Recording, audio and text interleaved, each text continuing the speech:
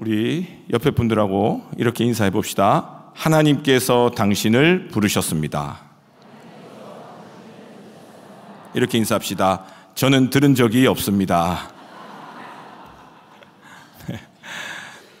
오늘 하늘보리 기도회라고 해서 모였습니다. 하나님과 또 하기 선교를 늘 바라보면서 부르시면 응답하겠다는 청년들이 이제 몇 년 전부터 이런 이름을 지었는데, 우리가 잘 아는 음료수 이름하고 똑같죠. 하늘보리 음료수 이름 절대 뭐 협찬을 받거나 뭐 관계가 있는 건 아니고 그냥 그 말 음절이 예뻐서 청년들이 정한 걸로 제가 기억합니다. 그래서 오늘 청년들이 또 우리 하나님의 성도님들, 함께 보내는 자나 직접 가는 자, 또 함께 기도하는 영락교회 모든 성도님들이 함께 모여서 이번엔 포항 땅으로 가게 되는데, 그 포항 땅을 향한 하나님의 뜻을 간절히 구하며 기도하는 시간으로 준비를 했습니다. 특별히 이 저녁 시간에 이제 또 한창 일할 나이에 있는 청년들이 오기 때문에 저희 청년회에서 샌드위치를 준비했는데, 넉넉하게 준비했으나 생각보다 더 많은 사람들이 오셔가지고 우선은 청년들이 좀 먹었으면 좋겠고요. 제 생각입니다. 그리고 혹 예배 드리러 오시면서 식사를 못 하신 분들이 드셨으면 좋겠고, 저녁을 잘 드셨는데 샌드위치가 좋아가지고 드시는 일은 없어야 오늘 은혜롭게 하루가 마무리되지 않을까, 이런 생각이 들고요. 아울러 우리 하남에서 온 또 다른 교회에서 우리 영락교회 탐방 온 중고등학생들 한 20여 분 계신데, 이분들은 우선으로 드려도 괜찮겠지요? 네, 그렇게 예, 저 친구는 2개 먹기를 축복합니다. 그렇게 나누면서 이런 시간들을 준비했습니다. 여러분들, 우리 청년들, 또 우리 영락교회가, 우리 포항 땅과 또 이 땅을 향한 하나님의 선교가 오늘 이 기도의 시간을 통해서 더욱 풍성해질 수 있기를 우리 함께 마음을 모아 기도해 주시기를 간절히 부탁드립니다. 오늘은 특별히 또 교육부서가요, 제가 있는 동안은 그런 일이 잘 없었던 것 같은데, 유년부, 초등부, 소년부, 중등부, 고등부, 그리고 우리 사랑부까지 오늘 같은 시간에 지금 각 처소에 흩어져서 또 교회에서 하는 것도 있고 해서 예배를 드리고 있습니다. 그래서 이 시간 우리가 드려지는 기도가 하기 선교뿐만 아니라 우리 다음 세대들이 이 오늘 드려지는 예배의 시간을 통해서 성령 충만한 역사가 불일 듯 일어나는 이런 귀한 오늘 밤 될 수 있도록 간절히 기도해 주시기를 부탁드리고요. 제가 놀란 것은 중등부 친구 중에 한 명이 저에게 SNS라고 하거든요. 그 인스타그램으로 DM을 보냈습니다. 바로 보내는 메시지 같은 겁니다. 목사님, 오늘 저는 금요기도회를 못 갑니다. 저는 지금 수련회를 떠나지만 제가 이 금요기도를 위해서 기도할 테니 목사님 힘내서 설교하십시오. 이렇게 영락교회의 미래가 굉장히 밝습니다. 그러니까 여러분들도 오늘 기도하실 때 그런 기도의 제목도 같이 마음에 품어주시면 좋겠습니다. 그리고 아울러 그러다 보니까 이게 지금 나비 효과처럼 어떤 역사가 벌어졌냐면, 저희 3040 세대들 중에 아이를 키우느라고 고생하신 분들이 유년부, 초등부, 소년부, 중등부, 고등부가 같이 하니까 자기 자녀들이 한 번에 다 수련회를 떠나는 놀라운 자유의 역사가 이루어졌습니다. 저 역시도 10살 독생자 아들이 있는데 처음으로 초등부 수련회를 떠나서 너무 행복하고, 근데 그 아들은 우리의 마음은 모른 채 잘 갔다 오라고 인사하니까 아침에 나서면서 아빠는 오늘 저녁 예배 때문에 바쁠 테고 엄마는 혼자 집에서 혼자 밥 먹으니 얼마나 쓸쓸하겠냐며 엄마를 안으면서 눈물을 글썽이는데, 야, 얘는 아직 인생을 덜 살았구나. 엄마가 얼마나 기뻐하는지 모르고 그렇게 보냈습니다. 그렇게 울먹이며 간 친구는 사진으로 보니까 너무너무 잘 지내고 있고, 모든 교육부서 정말 감사드리면서 내년에도 이렇게 좀 같이 가서 3040 세대들이 자유함을 얻어가지고, 근데 놀라운 것은요, 그 자유함을 얻고 부부관계가 회복되기 시작하는데 내일 몇몇 자유함을 얻은 가정들이 마음을 모아서 래프팅을 떠나기도 하고요. 아이가 있어서 못했던 거. 그 다음에 더 놀라운 믿음의 3040 세대들은요, 아까 낮에 인사를 드렸는데, 야, 자유함을 누리게 돼서 너무 축복합니다 했더니, 그 자유함을 가지고 오늘 저녁에 금요기도회에서 아이들 없이 온전히 신경 안 쓰고 예배 드리겠습니다. 할렐루야. 오셨나 모르겠습니다만 그러한 역사도 있고, 오늘 이 밤이 단순한 밤이 아니라 하나님께서 우리 가운데 정말 하나님을 바라봄으로 주시는 성령 충만한 응답과 은혜의 밤 되실 수 있기를 간절히 축복합니다.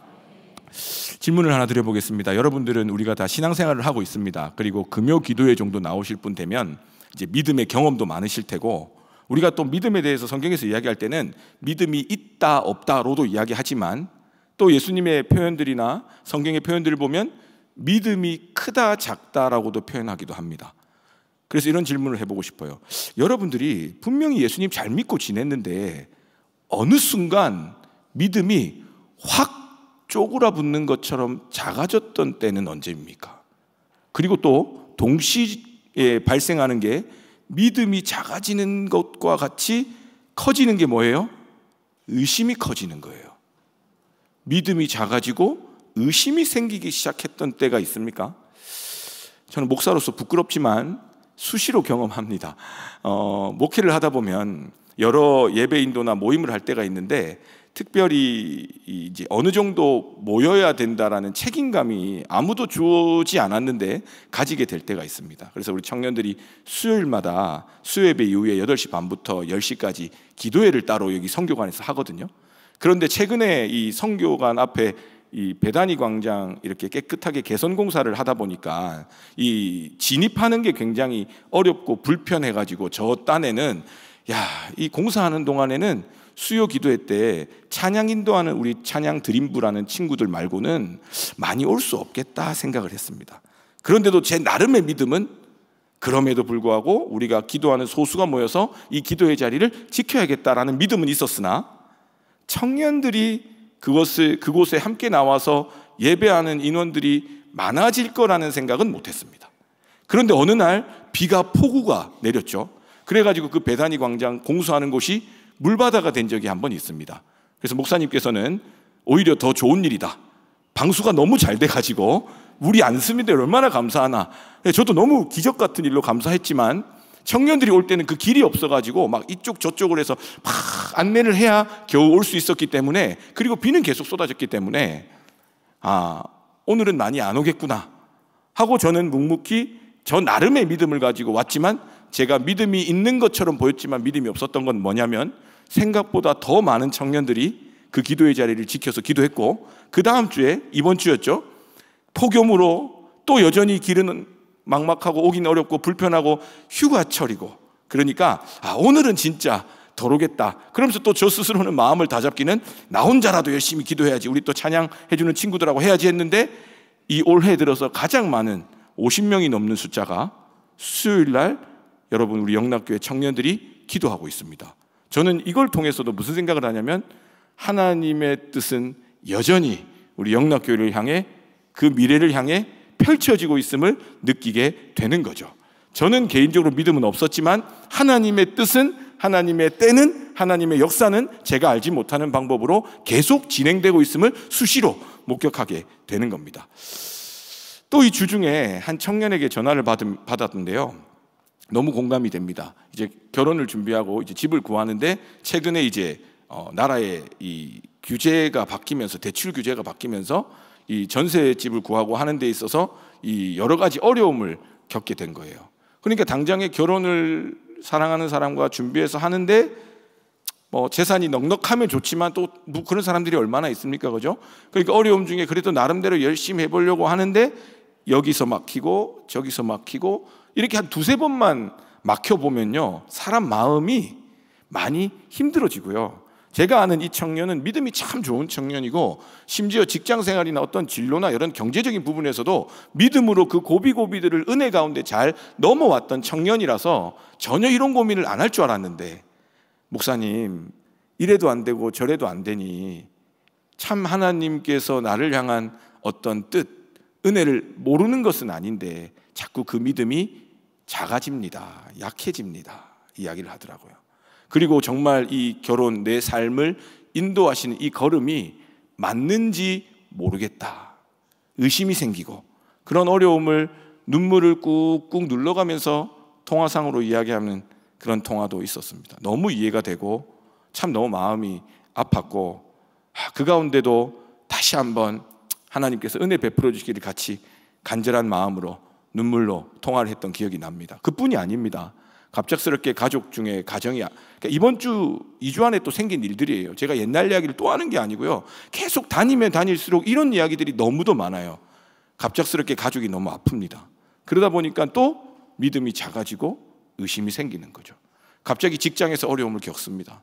눈물 나고 마음 아프지만 나름대로 믿음으로 견뎠습니다. 그런데 그게 지속되고 그 시간이 길어지니까 또 나의 믿음이 작아지고 하나님이 정말 살아계신가? 날 사랑하시나? 의심이 생기고. 목회자들이라고 안 그럴까요? 목회자들이 사역을 하고 진로를 하고 교회를 섬기고 할 때에도 때로는 뜻대로 되지 않고 갑작스럽게 낙심할 일이 생기거나 기운 빠질 일이 생길 때 제일 먼저 의심하는 게 하나님, 정말 나를 목사로 부른 거 맞습니까? 이런 생각 많이 하거든요. 왜 우리는 자꾸 이런 일들이 반복될까요? 오늘 베드로도 보면요, 제가 오늘 본문을 14장 21절부터 읽은 이유는 원래 22절부터가 풍랑 가운데 무리를 걷는 베드로의 이야기인데 그 앞에 21절을 읽은 이유는 오병이어의 기적 뒤에 이 풍랑을 만나는 제자들의 이야기가 사복음서에 다 기록되어 있습니다. 오병이어라는 놀라운 하나님의 천국 잔치를 경험한 제자들, 베드로, 예수님께서 이 바다를 건너서 건너가라고 재촉하시며 보내십니다. 이걸 여러 가지로 해석해 볼 수 있겠지만 어떤 사람들은 뭐 예수님 없이 갔다라고 이야기하기도 하시는데 저는 이 오병이어의 이 하나님의 이 놀라운 생명 구원의 역사를 경험한 제자들이 예수님께서 가라 하신 곳을 따라서 간 겁니다. 우리로 따지면 하나님의 말씀에 순종해서 그 길을 걸어간 거죠. 그리고 예수님께서는 남아서 기도하셨다고 이야기합니다. 그렇게 걸어가는 그렇게 배를 타고 항해를 하는 중에 술이나 돼서 9절 한번 읽어볼까요? 마태복음 14장 24절 같이 한번 읽어보겠습니다. 시작. 배가 이미 육지에서 술이나 떠나서 바람이 거스름으로 물결로 말미암아 고난을 당하더라. 아멘. 이미 예수님의 말씀에 순종해서 떠난 항해가요 어느 정도 진행이 됐습니다. 가는 동안 제자들이 무슨 이야기 했을까요? 물론 늦은 저녁 시간이고 밤 사경이라고 이야기했지만 방금 전에 어떤 일이 있었냐면 정말 그 남자만 5,000명 되는 그 수만 명이 보리떡 몇 개요? 5개. 물고기 몇 마리요? 안 속네요. 예. 2마리. 그렇게 엄청난 하나님의 아들 되심을 경험했던 그들이 믿음의 감격과 간증이 넘쳐나지 않았겠습니까? 그 나눔의 현장을 경험했어요. 마치 가나 혼인잔치에 물도온 하인들만 아는 그 기쁨처럼 그들이 그 예수님의 손으로부터 주어진 보리떡과 물고기를 전하면서 이게 계속 사람들을 먹이고 풍성이 남는 기적들을 얼마나 고백했을까요? 얼마나 은혜와 감격이 넘쳤을까요? 어떤 사람들은 그런 말도 했을 것 같아요. 야, 정말 예수님 따라 내 인생을 걸길 잘했다. 그런 고백도 충분히 했을 거라고 생각이 듭니다. 그런데 어떤 일이 벌어져요? 다시 돌아갈 수 없을 만큼 중간쯤 왔을 때 바람이 파도를 일으키더니 풍랑이 일어나서 죽게 생긴 거예요. 예수님의 말씀에 순종하며 은혜를 경험한 믿음의 사람의 삶에도 풍랑은 올 수 있다는 겁니다.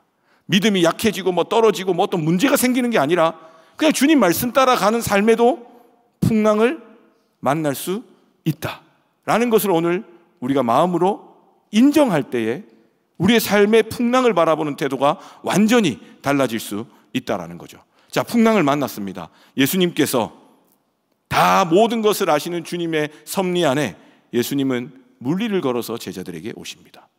칠흑과 같은 어둠이었기 때문에, 그리고 풍랑 가운데 정신없는 중에 죽음의 위기 중에 있었기 때문에 굳이 제자들을 이해하자면 무리를 걸어오시는 예수님을 못 알아봅니다. 그리고 못 알아보는 정도가 아니라 뭐라고 이야기해요? 유령이라고 생각하고 무서워서 소리 지릅니다. 그러니까 우리의 삶으로 생각해보면 믿음을 가지고 잘 살아오다가요 하나님의 말씀대로 걸어가고 은혜 가운데 살고 있다고 생각했는데 내가 생각하고 내가 계획하고 내가 추측하고 내가 예측한 것을 벗어난 어떤 어려움을 만났을 때 우리는 어디까지 우리의 눈이 가려지냐면요 그 고통 가운데 찾아오신 예수님을 유령으로 왜곡하는 우리의 마음의 병도, 우리의 연약함도 나올 수 있다는 겁니다. 알아보지를 못해요. 사실 그런 경우에 얼마나 참 억울합니까? 사실은 근데 제가 목회를 하면서 제 스스로에게도 발견하지만, 뒤돌아보면 그때 맞아 하나님께서 내 삶 가운데 함께 하셨지, 은혜 주셨지, 붙들어 주셨지, 뒤돌아서고 나니까 알겠는데, 그 당시에는 어떻게 생각했어요? 억울하고 분하고 무섭고 겁났던 거예요. 예수님이 곁에 계셨는데도 전혀 못 알아봤던 그 장면을 오늘 우리가 보게 되는 겁니다. 그런데 놀라운 사실, 예수님께서는 그 유령이라고 소리치며 무서워하는 제자들에게, 야, 얘들 봐라, 불과 얼마 전에 내가 오병이어로 다 보여줬는데 나를 못 알아봐? 좀 어둡다고 해서 그렇지 나를 못 알아봐? 얘네들 마음속에 난 전혀 없었구나 책망하시는 게 아니라 즉시 이르시되 안심하라, 내니 두려워하지 말아라 말씀해 주셨다는 겁니다. 간절히 축복하기는 오늘 기도하는 우리 성도님들의 그 풍랑 가운데 무서워 두려워 덮어두고 남한테 보일까 무서워 다 감춰둔 그 내 마음의 상처와 썩어있는 모든 것들을 주님 앞에 소리 지르며 부르짖으며 기도할 때에 하나님께서 즉시로 안심하라, 내가 널 향해 오고 있다, 두려워하지 마라, 그 응답이 이루어지는 마음 되실 수 있기를 간절히 축복합니다. 그렇게 했습니다. 그랬더니 베드로가 다시 믿음의 결단을 합니다. 주님이시거든. 사실은 이걸 갖다가 좀 비판적으로 보자면요, 주님이시거든이 뭡니까? 그죠? 예수님 외쳐야죠. 근데 주님이시거든, 여전히 우리는 불확실한 고백으로 주님을 향해 기도할 때도 있습니다. 너무 힘드니까. 그런데 주님은 그 불확실한 기도와 부름에도 대답해 줍니다. 주님이시거든 나로 하여금 무리로 걷게 하소서 하는 그 말씀에 오라, 두 글자죠. 오라. 제 아들 이름이 두 글자죠. 오율. 둘째를 낳으면 이름을 오라, 셋째를 낳으면 오로지 뭐 이렇게 해볼까 하는데, 오라, 와보라. 베드로가 그 무리를 거는 것은 여러분들 너무너무 참 우리가 인상 깊고 놀라운 장면 아닙니까? 극적인 반전을 통해서 믿음의 걸음을 걷기 시작합니다. 그것도 아무도 생각지 못한 그 믿음의 길을 다시 걷는 겁니다. 그런데 또 반복이 돼요. 오병이어라는 놀라운 기적을 경험하고 주님의 음성을 듣고 부르심을 따라 걸어갔던 그 길에 풍랑을 만났을 때 다시 무서워 떨며 예수님을 못 알아봤던 제자들처럼 베드로가 다시 믿음으로 무리를 걸었는데, 예수님을 바라보며 걷다가 풍랑이 여전히 있는 거예요. 그러니까 그 풍랑을 보고 또 어떻게 돼요? 무서워 빠져가는 거예요. 그런데 그때 또 예수님이 어떻게 하십니까? 14장 31절 말씀, 14장 30절부터 같이 보겠습니다. 14장 30절 같이 읽어보겠습니다. 시작. 바람을 보고 무서워 빠져가는지라 소리질러 이르되 주여 나를 구원하소서 하니, 31절, 예수께서 즉시 손을 내밀어 그를 붙잡으시며 이르시되 믿음이 작은 자여 왜 의심하였느냐 하시고, 32절, 배에 함께 오름에 바람이 그치는지라. 아멘. 어떻게 일이 벌어졌어요? 바람을 보고 또 물에 빠지는 거예요. 그래서 주여 구원하소서 소리 질렀더니 예수님께서, 야, 너 무리를 걷게 해줬는데도 아직도 그 모양이 네가 아니고, 아까 무서워 떨며 유령이라고 소리 질렀던 제자들을 향해 즉시 이르시되 안심하라, 내니 두려워하지 마라 말씀하셨던 주님이 이번에는 즉시로 손을 내밀어 그 베드로를 붙잡아 주셨다는 겁니다. 그리고 그 베드로를 붙잡아 배에 오르시니 모든 풍랑이 잔잔하게 되고 그 배에 있던 모든 사람이 예수가 하나님의 아들이심을 고백하게 되는 놀라운 복음의 선포의 역사를 보게 되는 것입니다. 여러분, 베드로가요, 오병이어를 경험하고 주님 말씀대로 가다가 풍랑을 만나서 예수님을 못 알아보고, 그러다가 다시 내니 두려워하지 마라 안심하라는 그 말씀에 은혜를 받고 무리를 걷고 싶습니다 오라 하신 말씀을 따라 무리를 걸었는데 또 바람을 보고 무서워 빠져들고, 그리고 즉시 주님의 손이 그를 붙잡아 구원하시고, 이 계속되는 반복. 우리로 따지면 정말 하나님을 처음 만나서 감격함으로 그 은혜 가운데 믿음을 따라 주님 말씀에 순종하며 가는데, 가다가 또 생각지도 못한 어려움 속에 다시 무서워 떨며 두려워했던 적, 그러다가 주님 또 내 기도에 응답해 주시고 하나님의 사람들을 통해서 나를 다시 살려주시며 무리를 걷는 것처럼 놀라운 역사를 일으키셨다가, 또 내가 제 주변의 환경을 쳐다보면서 또 물에 빠져들고, 그런데 즉시로 주님 내 손을 잡아 일으켜 주시고, 계속되는 반복. 왜 자꾸 우리는 믿음이 작아지고 의심이 생길까요? 그 원인이 뭘까요? 믿음이 없는 게 아닌데, 우리가 믿는 믿음이 무엇을 향해 있는지를 점검해 보셔야 됩니다. 이 베드로도요, 결국에는 오병이어와 같이 누가 봐도 만족스러울 만한, 내가 원하고 추구하는 것보다 더 만족스러운 어떤 일이 벌어졌을 때는 믿음이라는 것이 있는 것처럼 여겨집니다. 그리고 풍랑 가운데 예수님이 무리로 걸어오시는 걸 봤을 때, 야, 정말 이 풍랑을 이기신 예수님, 그걸 보니까 내 마음에 또 믿음이 생기는 거죠. 나도 무리를 걸으면 좋겠다. 그래서 무리를 걸을 때는 또 문제가 없어요. 근데 분명히 무리를 걸을 때에 어떤 문제가 발생했냐면, 베드로가 무리를 걷는데 바람과 풍랑이 여전한 거예요. 지금 우리가요, 구원을 받고 예수님의 십자가의 복음을 알아서 그 은혜의 감격함으로 하나님의 이 의롭다 여겨주신 은혜 덕분에 우리가 예배의 자리에 나와서 죄 많고 허물 많은 인생이 예수님의 이름을 부르고 그 이름을 찬양하면서 그 십자가의 그 은혜를 누린다는 건 기적이거든요. 그런데 여전히 내 삶에 풍랑이 몰아치고 내가 원하지 않는 일이 벌어질 때에 우리는 베드로와 같이 그게 더 크고 무섭게 느껴져서 내게 주신 은혜와 그 십자가의 복음이 너무 작게 여겨져서 믿음이 없는 것처럼 원래대로 물에 빠지는 의심의 상태가 되기도 하더라는 것입니다. 그래서 우리가 정리해 보면, 우리가 우리의 삶을 채워주시는 하나님을 보며 믿음을 갖는 것도 필요하고 중요한 과정이지만, 궁극적으로 가장 중요한 믿음은 예수님께서 나를 부르셨다는 겁니다. 그 풍랑과 그 파도와 그 두렵고 무서운 칠흑과 같은 어둠이 여전히 존재하는 가운데에서도 예수님께서 나를 부르셨기 때문에 내가 그 모든 것을 뛰어넘는 물 위를 걸어가는 하나님의 사람으로, 주님의 백성으로, 주님의 자녀로 살아가게 되는 것, 그렇게 될 것이라는 믿음, 주님이 나를 부르셨다는 그 믿음이 확고히 잡혀 있으면 풍랑이 일어도 바람이 불고 번개가 쳐도 아무 상관이 없습니다. 그 모든 것을 이기시고 모든 이름 위에 뛰어나신 이름, 모든 권세, 죽음의 권세마저도 굴복시키신 예수 그리스도께서 나를 부르셨으니까. 그런데 반대로 온갖 풍족과 풍요가 있더라도 예수님이 나를 부르셨다는 그 믿음이 흐려지면 결국 우리의 믿음은 작아지기 마련입니다. 의심이 생길 수밖에 없습니다. 왜냐하면 우리가 살아가는 인생은 내 뜻대로 되지 않기 때문입니다.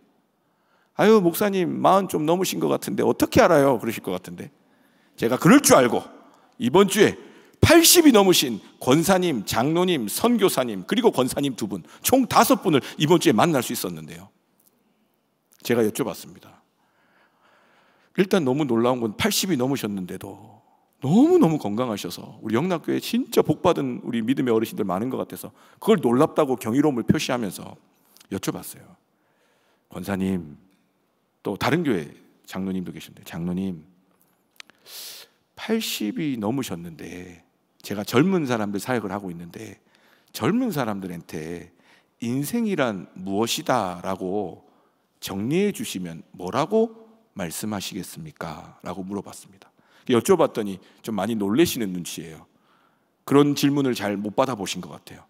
그러더니 한참을 생각하시더니 세 분이 공통적으로 이야기하시는 한 가지, 목사님, 인생이요, 우리 생각대로 되는 게 아무것도 없었습니다.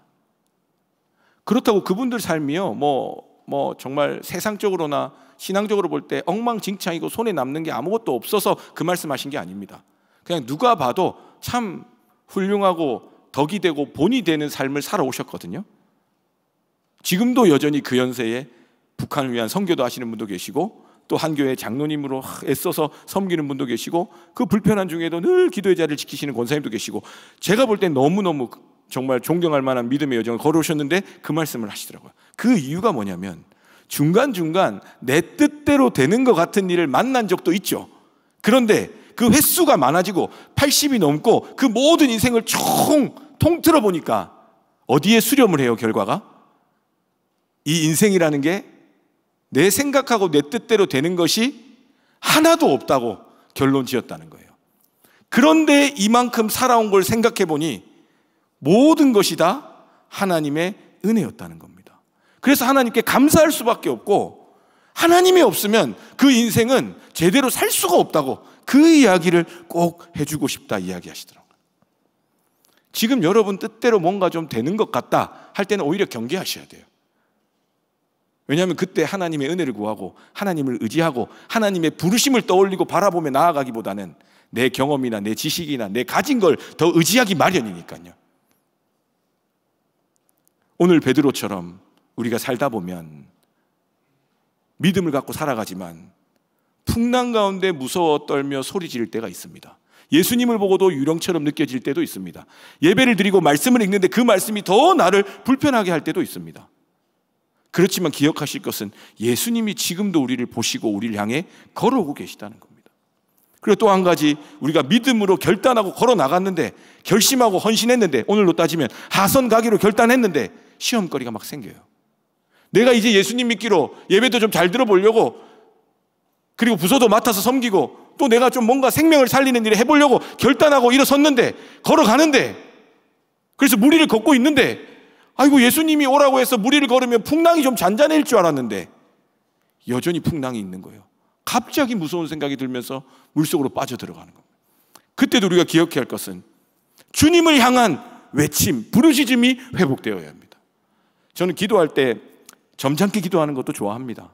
깊은 묵상의 기도도 훌륭한 기도라고 생각을 합니다. 그런데 여러분, 정말 주님의 부르심이 흐려져 있고 정말 답답한 채로 내가 왜 사는지 헷갈리고 모르겠다 싶을 때는요, 죄야 하고 부르짖으셔야죠.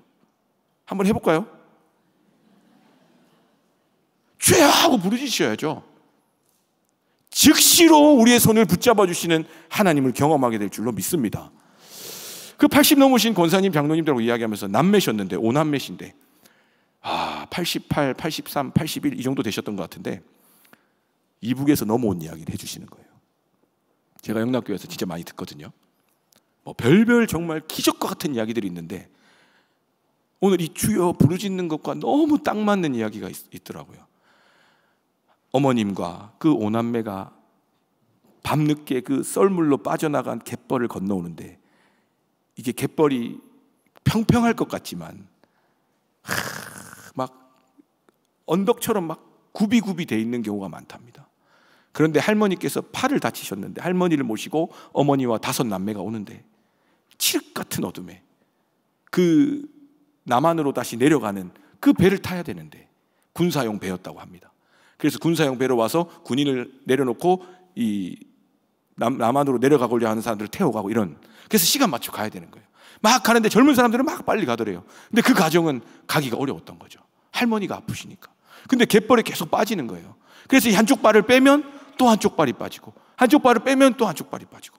그런데 어쨌든 자녀들은 막 앞서가고 있고, 그런데 할머니가 늦게 오시니까 또 할머니를 막 챙기고 막 이러는 중에 점점 그 사람들은 멀어지고 가족만 남게 된 거예요. 이대로 날이 밝으면 다 죽는 겁니다. 근데 그때에 그 할머니가 오고 있는지 뭐 어쨌는지 막 헷갈리고 모르는 그 어둠 속에서 그 할머니께서 그 5남매를 늘 키우실 때마다 늘 434장 나의 갈 길을 다 가도록 예수 인도하시니 그 찬양 불러주셨고, 늘 출애굽기 이야기를 하시면서 하나님께서 반드시 우리 가정을, 우리 민족을 구원하실 거라는 그 말씀을 늘 들려주셨던 그 할머니께서 이제는 팔이 아프고 갯벌에 빠져서 더 이상 나아갈 수가 없다고 느껴지셨을 때 할머니가 뭐라고 고백하셨냐면, 아무도 보이지 않는데 주여 하고 밤새 외치셨다는 거예요. 그런데 결국 그 할머니를 다시 그 소리를 듣고 발견한 가족이 이러지도 저러지도 못하는데 어떤 이유에서인지 알 수 없지만 그 군인들이 그 소리를 들었는지 어땠는지 와가지고는 데리고 구출해줘서 지금의 기적과 같은 삶을 살아오셨다는 겁니다. 저는 거기서 무슨 생각을 했냐면요, 우리가 정말 우리 힘으로 아무것도 할 수 없을 때 우린 뭘 해야 될까요? 주여, 주님의 이름을 불러야 됩니다.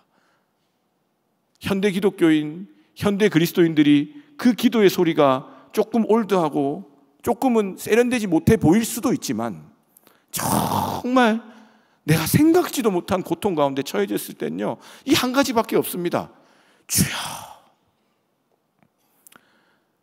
지금 이 주여 외치는 이 설교를 하는 제 마음에도요, 여전히 해결되지 않은 제가 갖고 있는 우리 성도님들의 기도 제목을요, 기도로 읊을 수조차 없어서 할 수 있는 딱 한마디가 주여, 나를 구원하소서, 나를 불쌍히 여겨주십시오. 그 기도가 회복되어야 되기를 간절히 축복합니다. 그 기도가 회복된 그 베드로를 붙잡으셨던 주님, 그 반복되는 중에 우리가 꼭 기억해야 될 것은 베드로가 그 예수님의 부르심에 응답하며 걸어갈 때는 믿음의 걸음을 걷게 되는 것이고, 그 부르심이 흐려지고 오히려 풍랑과 세상의 것이 더 커 보일 때는 여지없이 내 믿음이 작아지고 의심이 생기더라는 겁니다. 예수님께서 그 모든 과정을 거친 베드로를 배 위에 구원하시고 물어보시는 거죠. 믿음이 적은 자여, 왜 의심하였느냐? 오늘 이 밤 간절히 축복하기는 주님께서 우리를 부르셨다는 그 믿음을 가지고, 주님, 내가 지금 풍랑 가운데 있습니다. 믿음으로 이만큼 왔는데 내 사랑하는 가족이 주님을 알지 못합니다. 그 고통이 나를 너무 힘들게 합니다. 내 힘으로 이제는 할 수도 없고 내가 자녀들에게 해줄 것도 없습니다. 주님, 도와주십시오. 주여, 나를 구원하소서. 그 기도가 회복됨으로 주님의 부르심 앞에 오늘도 간절히 나아갈 수 있는 저와 여러분 될 수 있기를 간절히 축복합니다. 예레미야 33장 2절 3절 말씀입니다. 이를 행하시는 여호와, 그것을 만들며 성취하시는 여호와, 그의 이름을 여호와라 하는 이가 이와 같이 이르시도다. 너는 내게 부르짖으라. 내가 내게 응답하겠고 네가 알지 못하는 크고 은밀한 일을 내게 보이리라. 아멘. 결국 이 모든 것의 믿음의 이 핵심의 주제는 부르심에 대한 믿음인 것입니다. 아까 우리 찬양 부른 찬양팀, 날 부르신 뜻 내 생각보다 크다라는 것입니다. 우리가 왜 자꾸 믿음이 작아지고 의심이 생긴다 그랬죠? 내가 생각하고 내가 계획하고 내가 어느 정도 기대한 일이 내 뜻과 내 때에 이루어지지 않으면 우리는 여지없이 믿음이 작아져요. 그리고 하나님을 의심합니다. 하나님은 신실하고 미쁘시고 변함없이 늘 한결같이 우리를 보고 계셨는데, 하나님의 때에 우리를 향한 하나님의 계획을 갖고 계시고 이루시고 우리를 향한 뜻을 여기까지 이끌어 오셨는데, 우리가 믿음이 작아지고 의심이 생겨가지고 하나님이 없다 그러고 하나님이 날 사랑하지 않는다 그러고 하나님이 날 내버려 두셨다고 이야기하시는 거예요. 참 이번 주에도 안타까웠던 기도 제목은, 한 성도님이 정말 평생을 가족 구원을 위해서 애써 오신 것을 제가 알거든요. 그런데 그 가족 구원을 위해서 애써 오신 그 가족이 많이 아파진 거예요. 그래서 그 가족을 보살피러 가는 그 걸음이 너무 힘들고 육체적으로 마음으로 영혼으로 지치니까 저에게 이야기하시는 거예요. 목사님, 하나님은 저한테 왜 이러세요? 사실 그 고백이 너무 이해가 되지만, 우리가 오늘 믿음으로 아는 것은 우리의 때와 우리의 상황 가운데는 하나님이 우리를 외면한 듯 보이나, 그 칠흑과 같은 어둠과 풍랑 가운데서도 주님은 우리를 향한 계획을 변함없이 이루고 계시다는 그 하나님의 때가 있음을 알기에, 히브리서 4장 말씀과 같이 그러므로 우리는 긍휼하심을 받고, 하나님의 긍휼이 사라지지 않았습니다. 긍휼하심을 받고 때를 따라 돕는 은혜를 얻기 위해서 하나님의 예비하신 때마다 예비하신 은혜를 우리가 기억하고 그 은혜를 구하는 마음으로 은혜의 보좌 앞에 어떻게 해요? 담대히 나아갈 것입니다. 제가 그 말씀을 미처 전해드리진 못했습니다. 마음으로 기도했습니다. 때가 되면 하나님, 우리 성도님이 때를 따라 돕는 은혜를 발견하게 하시고 담대히 지금까지 잘 걸어오신 것처럼 은혜의 보좌 앞에 나가 주님의 부르심이 다시 믿음으로 회복될 수 있도록 성령 하나님 그 마음 만져주십시오. 그렇게 간절히 기도했습니다. 사랑하는 성도님들, 여러분들 그 한 사람 한 사람을 하나님께서 부르셨습니다. 믿으십니까? 자격 없고 죄 많고 허물 많은 우리를 내버려 두지 않으시고 독생자 예수 그리스도를 보내서 우리를 위해 모든 것을 다 내어주신 그 십자가를 통해서 우리를 살리시고 우리를 부르셨습니다. 그래서 그 하나님의 부르심에는 후회하심이 없고, 하나님의 부르심은 우리를 향한 놀라운 은혜이며 세상을 살아가는 유일한 소망이고 길인 줄로 믿습니다. 이 부분을 굉장히 잘 표현한 성경 구절이 있어서 이 구절을 읽어드리고 이제 함께 기도하기를 원합니다. 로마서 8장 28절에서 35절인데 제가 새한글 성경으로 읽어드리겠습니다. 우리가 알다시피 하나님을 사랑하는 사람들에게는 모든 것이 한데 어우러져 좋은 결과를 이룹니다. 곧 하나님이 미리 정해두신 계획대로 부르심을 받은 사람들에게는요. 우리에게는, 부르심을 받은 우리에게는 모든 것이 합력해서 하나님의 선하심을 반드시 이룰 것이라고 약속하십니다. 그 하나님은 미리 선택하신 사람들을 미리 정하시기를 그 아들의 모습과 같은 모양이 되게 하셨기 때문입니다. 예수 그리스도와 그 형상을 따라 우리를 지으시고 회복시키셨다는 겁니다. 이렇게 해서 그 아들이 예수 그리스도죠. 많은 형제 자매들 가운데서 맞이가 되도록 하셨던 것이죠. 우리의 첫 열매가 되어주신 예수 그리스도, 그 십자가에서 끝난 것 같지만 부활의 생명의 소망으로 우리의 구원이 되어주신 예수님을 우리 가운데 선포하고 있습니다. 그러면서 하나님이 미리 정해두신 사람들, 이들을 또한 부르셨습니다. 부르신 사람들, 이들을 또한 의롭다고 인정해 주셨습니다. 의롭다고 인정하신 사람들, 이들을 또한 영광스럽게 하셨습니다. 저는 우리의 인생이 영광스러운 순간은 다른 곳에 있는 게 아니라 하나님의 부르심을 알고 그 믿음을 따라서 풍랑 가운데서, 그 어둠 가운데서 주님을 향하여 걸어가는 그 걸음이 하나님이 영광 받으시는 놀라운 축복의 걸음인 줄로 믿습니다. 우리의 부르심을 따라서 하기선교, 사역의 자리, 그 내 삶의 그 가장 어두운 곳에 포기하지 않고 믿음을 가지고 눈물을 뿌리며 씨를 뿌리며 나아가는 그 모든 선교와 봉사의 자리, 예배의 자리, 기도의 자리, 그 자리를 통해서 하나님은 영광 받으시는 줄로 믿습니다. 우리의 그 어떠함이 아닙니다. 우리를 불러주신 그 부르심의 그 믿음의 순종함으로 나아가는 그 걸음을 하나님이 영광으로 우리 가운데 받으신다 고백하시는 겁니다. 그렇다면 31절입니다. 이런 일에 대하여 우리가 무슨 말을 해야 하겠습니까? 우리를 부르신 하나님이 우리를 위하시면 이 세상에 어느 누가, 어떤 풍랑이 우리와 맞설 수 있겠습니까?